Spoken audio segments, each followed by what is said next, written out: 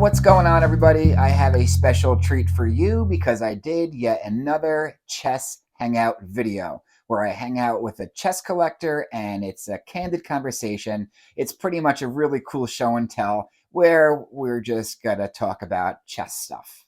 But before I get into it, I just want to say thank you to the people that have subscribed so far and for your support, because if you like chess collection, if you like cool chess stuff, then this place is for you. I have a lot of good videos and ideas coming up that I want to share with you. We had some really, really insightful conversations about how he resurrected a chess set from scratch from Tal's 1961 tournament just based on pictures.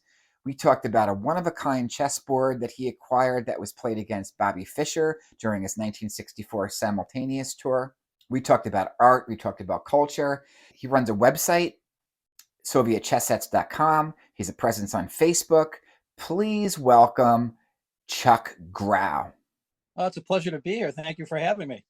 Yeah, I got a beer. I wasn't sure if I was going to do today's St. Patrick's Day. I wasn't sure if I was going to do a Guinness, but after reading Chuck's blogs, he's really into Russian chess sets.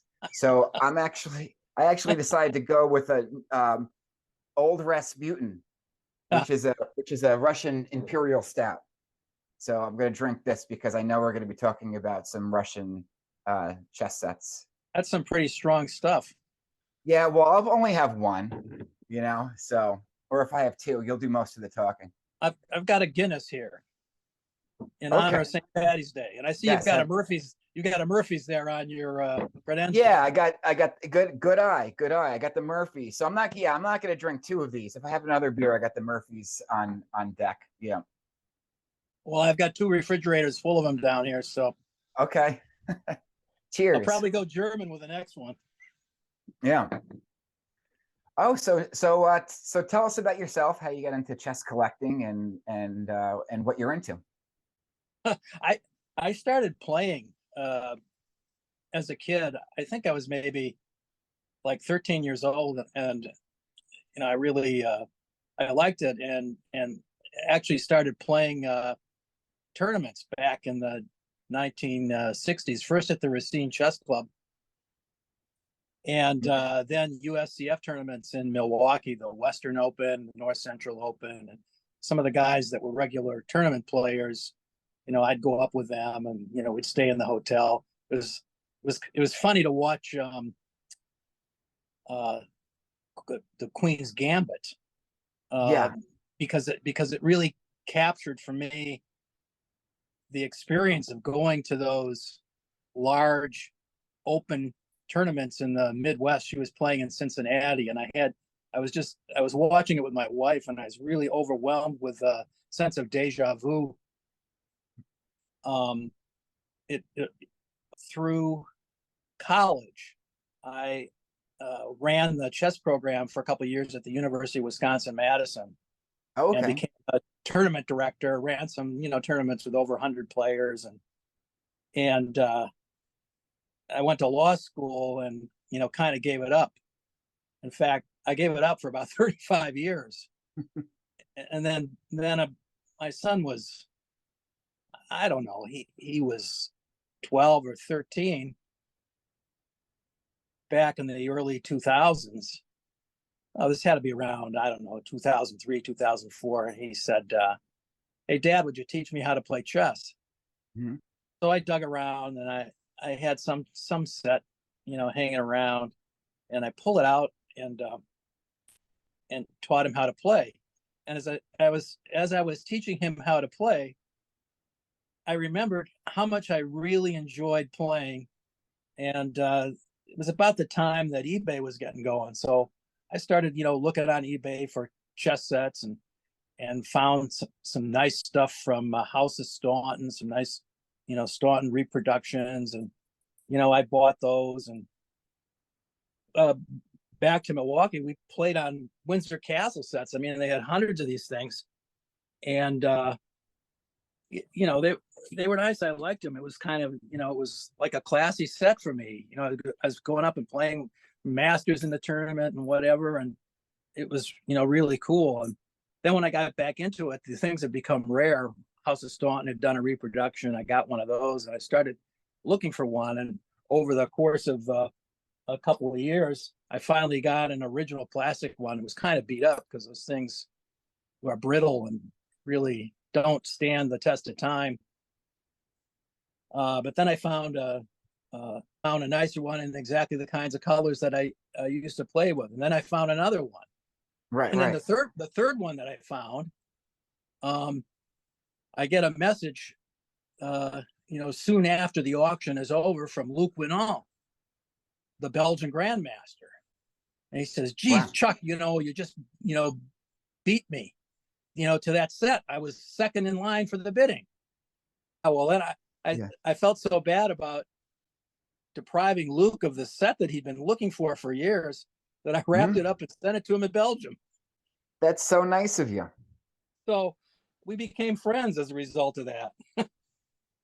And That's great. he wanted to do something to me. He says, what can I do for you? I said, well, why don't you teach me? You play the London system. I play the London system. Why don't we, get together and you share your, ideas on the London system with me and show me some of your games. He says, oh, that's great. I'd love to do that. But we never, coordinated the time to do it. And now, unfortunately, he's died. Oh. And, it's a big loss personally and to the chess world. Enthralled as many collectors are by Jonas Chandarsik's YouTubes on Dubrovnik sets and other things. Hello chase loafers, and I was really kind of caught up in that and bought a few NOJ sets from Slovenia. I showed my friend Phil one night when we were playing, and he says, there's a Russian set I really like. And I said, well, what's that? He said, do you have Tall's autobiography around? So I, came over and, pulled it off the shelf, right? The Life and Games of Mikhail Tal. Okay. And on that is a chess set. Okay. And so we, ogled, the photos of this, on front and back covers of the book. And I said, oh, damn, that's a nice set. And I started looking for it. A couple of years, I looked and looked, and I couldn't find this set. Couldn't find it anywhere. So about that time, Chess Bazaar was getting going. And one of the things that Chess Bazaar advertised was that they would custom do sets. Oh, really? So I found a number of photographs of that set. And I sent them off to the guys that were running Chess Bazaar at the time. It's a different crew that's in there now. And said, could you guys make that set? And they looked at it and they said, oh, not enough information. So I was kind of stymied. And about this time, about 2014, I decided to learn German, right? Because my dad's family's from Germany. I've been to Germany, met German relatives, and I decided I should learn the language. So the Courier Art Gallery is here in Manchester, New Hampshire, and they had German classes. So I started taking a German class, and I was walking in there one night, and this question of this chess set was, always in the back of my mind. And it kind of dawned on me as I'm walking in this building, well, here I'm surrounded by these artists. Why can't I get together with some graphic artist, and with these photos and get some shop, diagrams of these things done sufficient that, a Turner could reproduce a set from the shop drawings. Okay, good idea. So I made some connections through the Concord area technical college and found one of their graduates out in upstate New York that was interested in doing that project. So we got these drawings, and well, what am I going to do with these drawings? Well, I didn't want to go back to Chess Bazaar after my, initial Right. experience with them. But I had gotten to know the guys at NOJ in Ljubljana, Slovenia, a little bit. Gregor Novak, in particular, I bought one of their Dubrovnik reproductions, two of their Dubrovnik reproductions. So it just, kind of as a Hail Mary one night, Right. I sent an email to Gregor Novak with the shop diagrams and some of the photographs, and said, would you guys at all be interested in working with me to reproduce a set?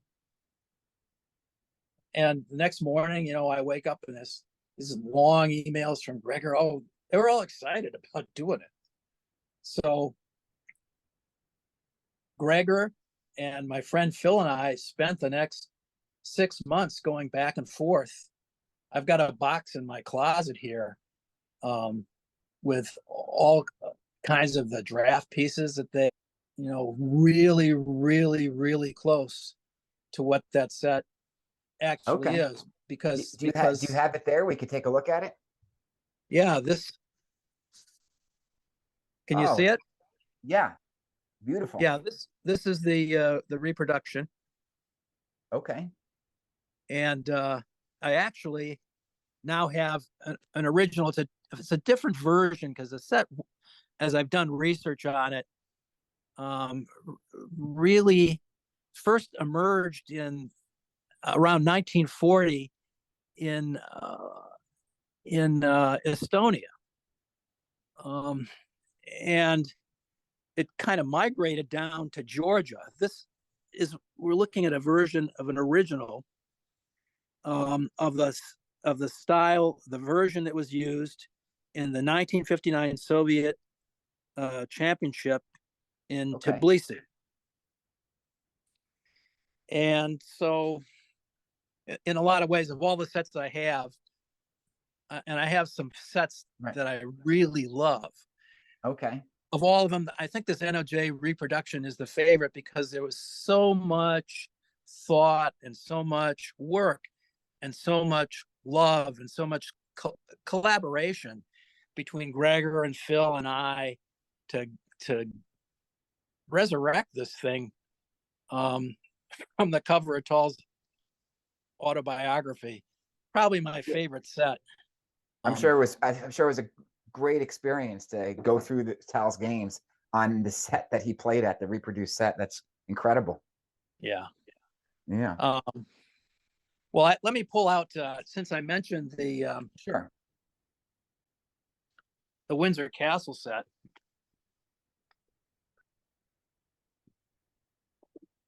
Oh, wow. Carrying one of the original carrying cases. And of course, they're upside down because of the way the box is configured. But the set is in almost pristine condition.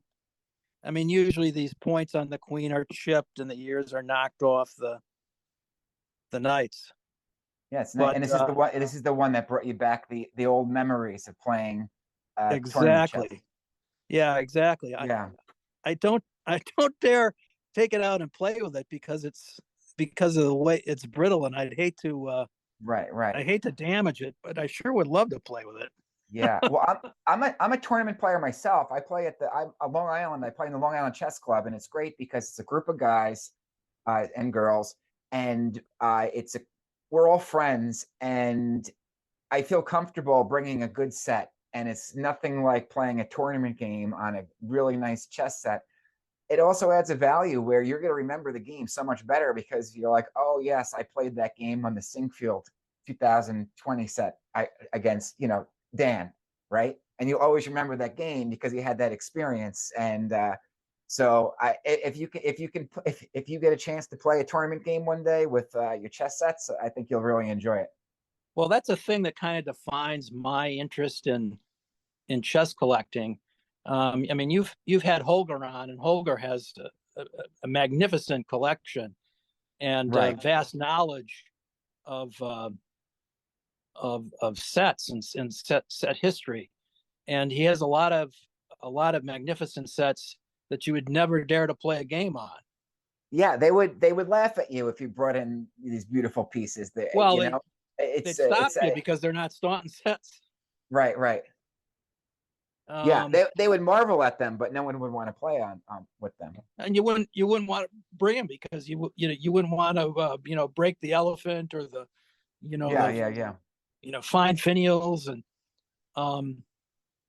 but I collect sets, mostly tournament sets, Okay. because I like the connection to the game. Mm-hmm. I like the connection to the people that played the game. Yeah. So I can have a set and I can find photographs of people, grandmasters playing with the set. And it creates this connection for them. Yeah, that's that I like. There's a historical connection, there's a connection to the personalities, and there's a connection to the artistry of the games. Now I've got some here. Okay, this is a set right from Lisa Lane. This was Lisa Lane's one of her playing sets, a Druki Player's Choice set, and okay. she was selling off a bunch of her chess stuff on eBay, and I found that and got a number of photographs from her of her playing in different tournaments, and copies of magazines. She was on the cover of Sports Illustrated with a Windsor Castle chess set. I actually got a call from her. Wow. About these sets, but at the time I got the call, I wasn't able to take it because I was in the middle of the Seminole Indian Reservation down in the Everglades and didn't have cell service. Oh man, what are the odds? I saw that you wrote on a website about Russian chess collection. And I was reading about that, and you were talking a lot about these Baku chess sets. This is a Baku style set. Yeah, that's the one that I saw on the piece that you wrote. It's the exact one. Yeah, Beautiful. And these are Baku sets. That's a Baku set here with angular knights as opposed to the tubular ones. Okay. Here are two more Baku sets. Beautiful. Yeah, I like the knights. I also like the way that the points come on top of the pieces. They have like these pointy tops. It's really a cool miter on the bishop. It's kind of an elongated version of the onion tops you find on Russian Orthodox churches. Yeah. But elongated. And the other thing about it, I mean, they have this very geometric design that really I see as being a ongoing influence of the Russian constructivists. Now they have like these conical base stem structure. It unlike a regular Staunton piece, and these are more like Staunton pieces. This tall set. All right, it's got a distinct base and a stem. Here it's all put together in a cone. Now, one of the things that does is that it puts the weight on the bottom of the piece, so they get away with using little or no metal in the piece to weight it. Right. So their artistic design ideas were a combination of design motifs and practical considerations. Yeah, it looks sturdy. It looks definitely sturdy on the bottom. And then the structure of the king's crown here, it's kind of a counterpoint. It's a reverse cone. It's just, to me, a very geometric design, and I like that about the Soviet sets. They really play a lot with geometry, and Do you want to talk about your a blog on chess.com that I saw? Are you still active with your chess.com blog? I haven't really worked on that since I set up my website, sovietchesssets.com. And Okay. So why don't you talk about that? Because I'll link that in the description if people want to visit it. yeah, sovietchesssets.com, like the name implies, focuses on Soviet chess sets. And I've got about, I don't know, 35 articles posted there Mm-hmm. On different chess sets, relating them to chess in the Soviet Union and to broader, issues, economic issues, sociological issues, Mm-hmm. um, art theory, history of the Soviet Union, trying to look at the chess pieces in the context of Soviet society. Yeah, that's really interesting, actually. What is the range of your interests? Like starting from what year would you say is the earliest? I have a Tsarist set, uh, very similar to the ones that were used in the St. Petersburg tournaments of 1909 and 1914. Okay. Do you have that available to show? Is it on display? Yeah, it's right here. Okay, very nice. Well, I had my Bobby Fischer set out a couple weeks ago. It was a Lardy set I got from a fellow for I don't know, it was like $32. Like he's charging me $2 a piece or $1 a piece for the thing. And Wow.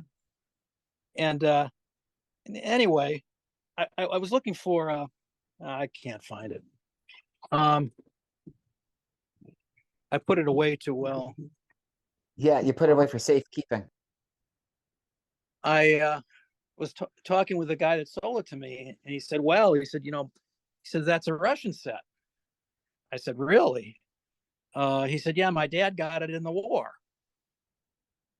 I'm like, "Really?" Wow. And I said, "Well, I can tell you for sure, it's not a Russian set because I collect Soviet sets, Right, right. and not a Soviet set. And I also know for a fact that it's a French set, a Lardy set, because I collect Lardy sets." Mm-hmm. And he said, "Oh," he said, "Well, then maybe my dad picked up two of them." He said, "But my dad played a guy named Bobby Fischer." He said, "Do you know who that is?" I said, "Yeah, I've heard of him." He goes, "Yeah." He said, "My dad played him. He was one of 50 guys that played him. And he was one of the last guys, to be beat that night by Bobby Fischer." He must have been talking about a simul. Yeah. I said, "Well, when was this?" He says, "Oh, I don't know, in the mid 60s." I said, "Well, where was this?" Mm-hmm. He said, "Oh, in Indianapolis." So I did some research.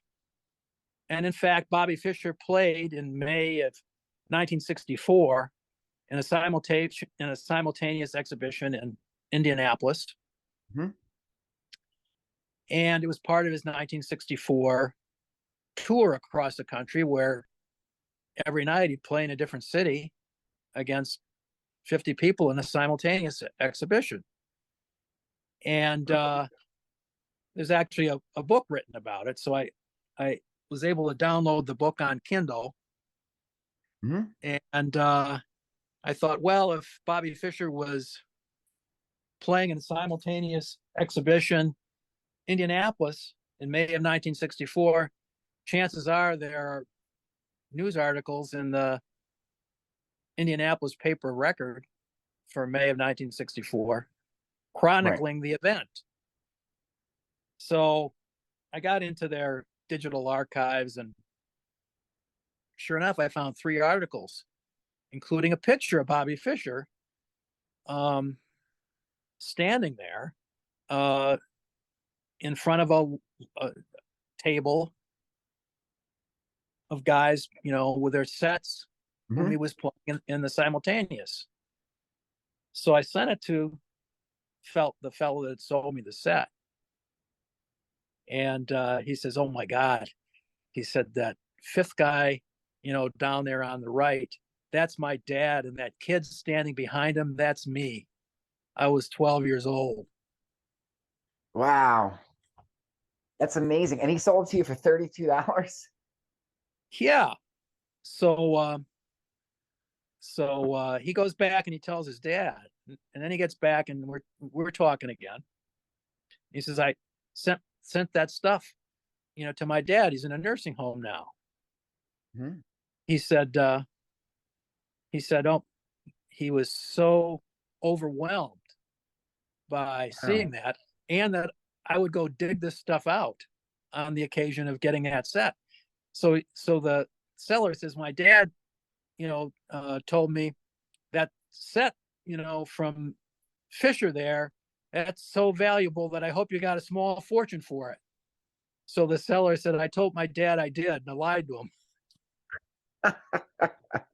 I said, "Well, I'm not in the business here. I'm in the business of collecting chess sets, and I was just out looking for you know, uh, an Interesting set. example Yeah. of a 4 inch, tall king Lardy set. Right. I'm not out to take away anybody's, family heirloom from them." And he says, "Are you kidding?" He says, "My dad is so happy that you got that set." He says, "I'm so glad that it found somebody that can appreciate it for what it Yeah, is." because it was just he didn't know what he had. Did you ever hear of the guy Bobby Fischer? He obviously didn't know what he had, so at least somebody can appreciate it. Ah, that's great. Who's your favorite chess player? Oh, I'd have to say Bobby Fischer. I mean, Okay. for all his lunacy. Right, right. I grew up, in the '60s, and Bobby Fischer was the thing. It was Bobby Fischer and the Soviets. So do you ever think about getting back in the tournament chess like you used to, or is it just more like collection I and was relaxing? thinking about this. I haven't played in a tournament now since I think 2008. Okay. What's your rating, if you don't mind me asking? Oh, I think it was about 1800 at the time. I just turned 70, so Yeah, the I guys I don't know. play with at the chess club, some of these guys are pretty good for 70 years old. You'd be Yeah. surprised. Well, that I very well may do that, because there's a lot about chess that I like, the Hmm. pondering of the different possibilities posed by the positions on the boards Right. that you can't appreciate playing 10-minute chess. Yeah, I And know. That's the beauty of it. I do when like I slow chess. when I play 10-minute chess, I find myself sitting there pondering this stuff in a way that is inimical to my, Yeah, yeah. results. Right. Yeah, I So, agree. I agree 100%. so, I'm thinking about it for that. And there's also, if you play on chess.com, I mean, I know you appreciate your Friday setup, but if you play on chess.com or Elite Chess or any of these things, it just doesn't have quite the same feel to it, using you know, the 2D pieces versus feeling that chess piece in your hand. There's just some aesthetic beauty to it. That's absolutely. I mean, that it's a yeah, it's a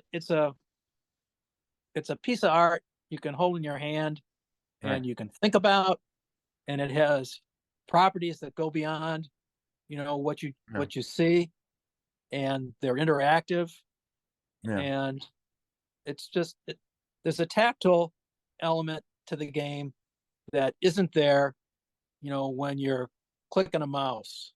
Right. It just isn't there. So so anyway, thanks for joining me. I really it's very nice to get to know you. And I'll see you Oh, on. Yeah. likewise. Let's chat again.